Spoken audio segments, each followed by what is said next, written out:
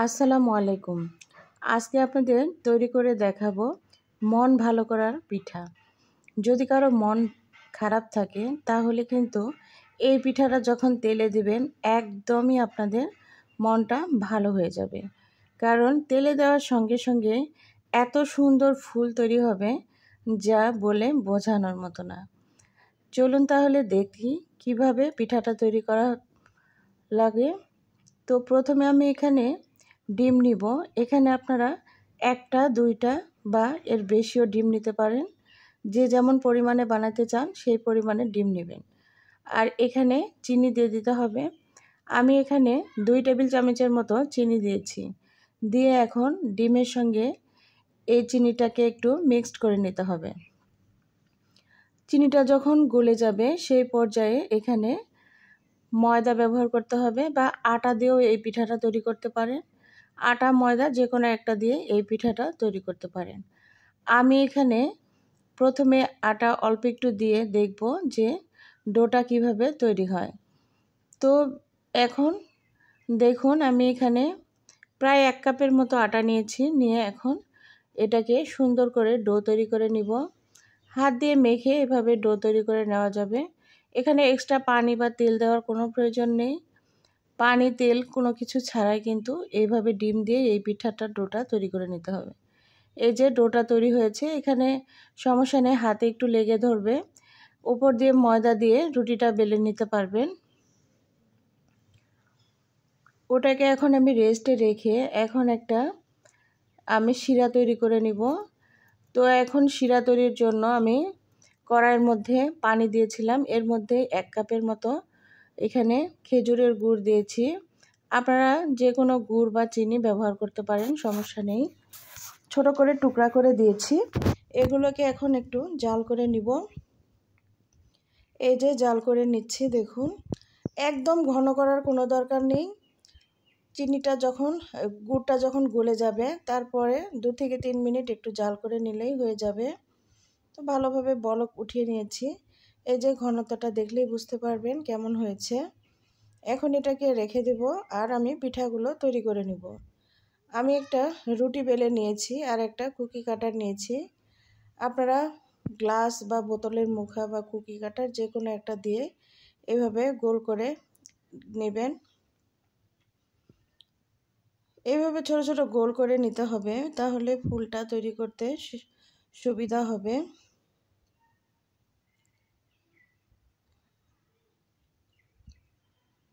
একটা করে পিঠা তৈরি করতে কিন্তু আমার 4টা মতো এভাবে এই ছোট রুটিগুলো লেগেছিল।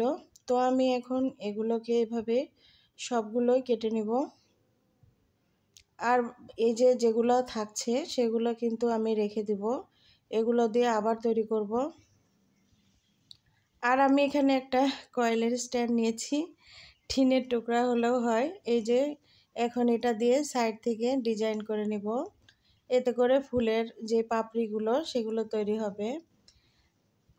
অবশ্যই এই যে কাটারটা নিয়েছি এটাতে একটু ময়দা লাগিয়ে নেবেন। এতে করে এভাবে ডিজাইন করতে সুবিধা হবে। ভিতরের দিকে কিন্তু এই যে কাটা অংশগুলো ধরে যায়, তো সেগুলো আলাদা করে নিতে হবে এই হাত দিয়ে দিয়ে।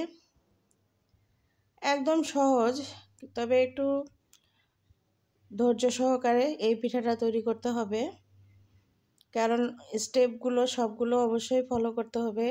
একটা স্টেপ বাকি থাকলে কিন্তু ফুলটা তৈরি করা যাবে না। তো সবগুলো প্রসেস দিয়ে এইভাবে তৈরি করে নিতে হবে। তবে আপনারা যদি টেনে দেখেন তাহলে কিন্তু বুঝতে পারবেন না আমি কিভাবে তৈরি করলাম। তো এই যে দেখুন একটা আমার ফুলের পাপড়ি দেওয়ার জন্য তৈরি হয়েছে। এখন সবগুলো আমি তৈরি করে নিয়েছি। নিয়ে এখন এই যে একটা এরকম রুটির মাঝখানে আঙ্গুল দিয়ে চেপে এখানে ময়দা পানি দিয়ে গুলিয়ে রেখেছিলাম সেগুলো একটু লাগিয়ে দিচ্ছি।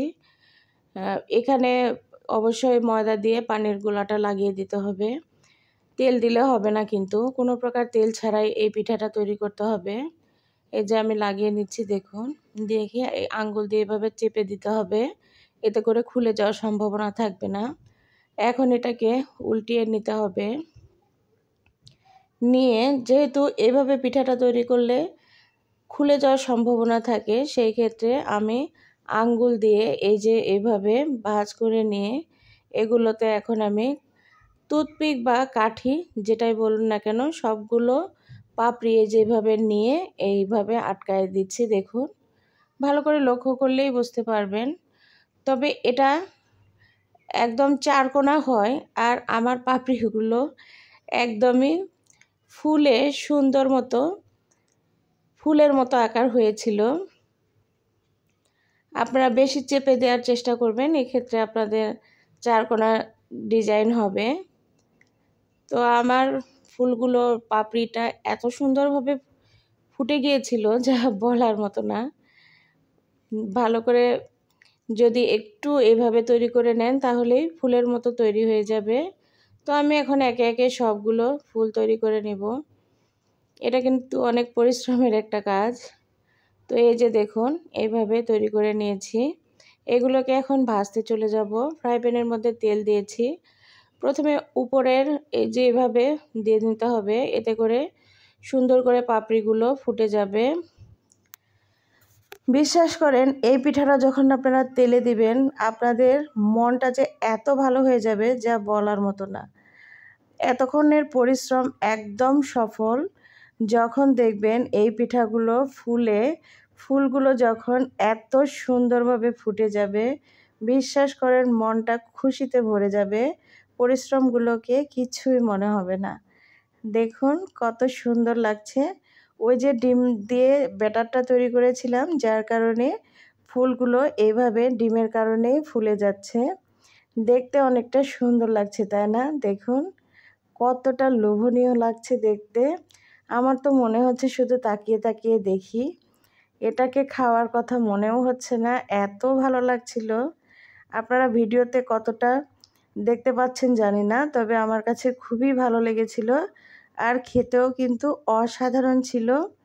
ছোট বড় সবাই কিন্তু এই পিঠাটা খেয়ে আপনার প্রশংসা করতে একদমই বাধ্য। তো এখন আমি এগুলোকে উঠিয়ে নিব, নিয়ে শিরার মধ্যে দিয়ে দিব। আর একটু কালার করে নিচ্ছি, এতে করে দেখতে ভালো লাগবে। এই পিঠাটা যারা ট্রাই করেননি ট্রাই করে দেখবেন। একটু কষ্ট, তবে আসলে আমাদের সব কিছু তো একটু পরিশ্রম করে দেখার সৌন্দর্য মনের শান্তির জন্যই তো তৈরি করি। তো এই যে এখন এগুলোকে উঠিয়ে নিয়ে আমি সেই শিরার মধ্যে চবিয়ে দিচ্ছি। দেখুন এখন এগুলোর উপর দিয়ে এখন এই যে শিরাগুলো তৈরি করেছিলাম গুড়ের, সেগুলো একটু দিয়ে নিচ্ছি, এতে করে সুন্দরভাবে চিনির মিষ্টিগুলো প্রবেশ করবে পিঠার মধ্যে। আর এই মিষ্টির শিরাটার জন্যই কিন্তু পিঠাটা খেতে আরও বেশি সুস্বাদু।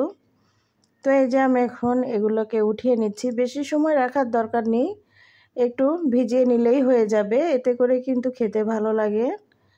তো কেমন লাগলো আমার এই সহজ রেসিপিটি অবশ্যই কমেন্ট করে জানাতে ভুলবেন না। ভুল ত্রুটি হলে ক্ষমা সুন্দর দৃষ্টিতে দেখবেন। আশা করি আপনারাও ট্রাই করবেন আর আমাকে কমেন্ট করে জানাবেন কেমন লেগেছে আপনাদের। ভালো থাকবেন, ধন্যবাদ সবাইকে।